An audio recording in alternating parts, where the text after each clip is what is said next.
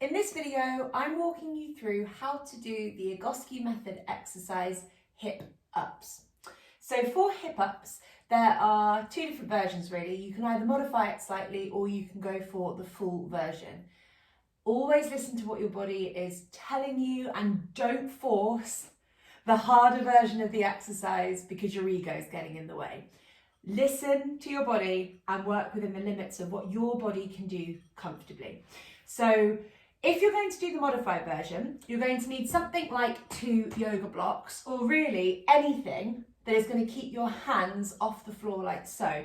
So what I'll do is I'll walk you through the full version of the exercise first, and then I'll walk you through how you can modify it, because it will just give you a little bit more context. So for hip ups, you need to come to this kneeling position like so. Rule number 1 with kneeling, we do not kneel if our knees hurt when we are kneeling.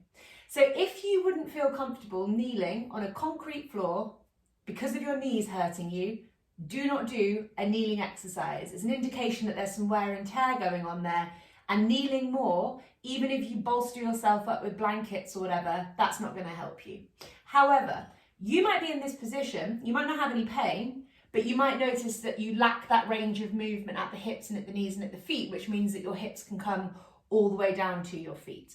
So if that is the case, you can take this kneeling position with something underneath your bum like so, which is just going to help kind of prop you up slightly, and it's going to make this a little bit easier.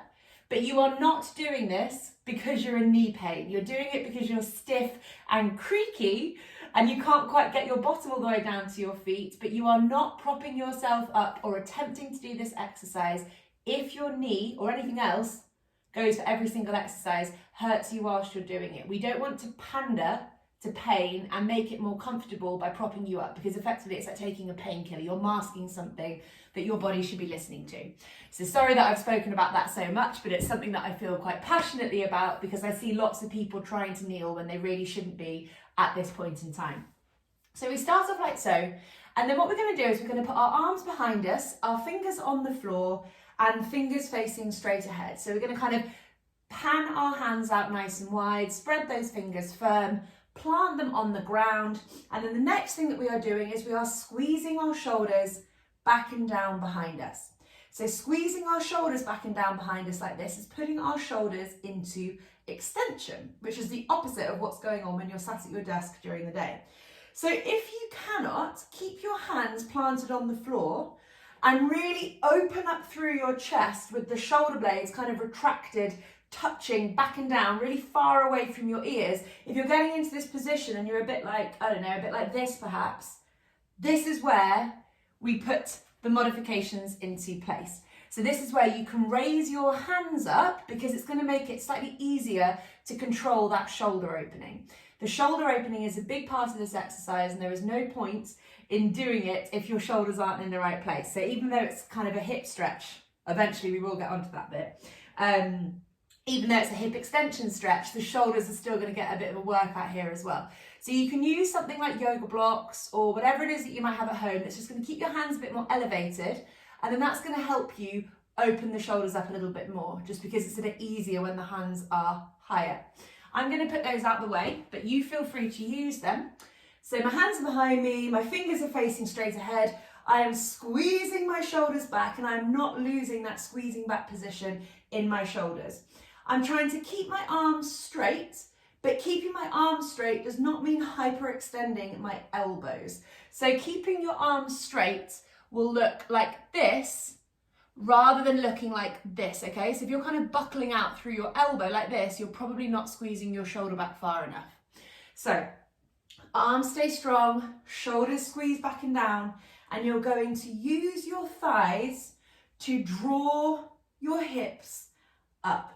And you're relaxing your head, so you're not forcing your head kind of backwards or anything like that. Try and keep your head nice and relaxed, looking forward. The shoulders stay squeezing back. You use your bottom to kind of squeeze you up even higher, and you come back down nice and slowly. So this is definitely not an exercise of speed. It's an exercise of trying to get as much range of movement up into that hip extension that's occurring towards the top of the movement. So don't forget your shoulders. They will start rounding forward as you become more tired. Keep them squeezed back and work within the range of movement that you have available to you that is both pain-free and where you're controlling the shoulders as well. So just don't let them start kind of hooding forwards. So I'm really not very good at this one. I struggle to extend my hips, and you can see that is reflected in the fact that I'm not getting my bottom too far off my feet. But the more that I do this, I feel a little bit more of a stretch through my quads. I feel a little bit more movement through my femurs, and things do start to feel like they're opening up.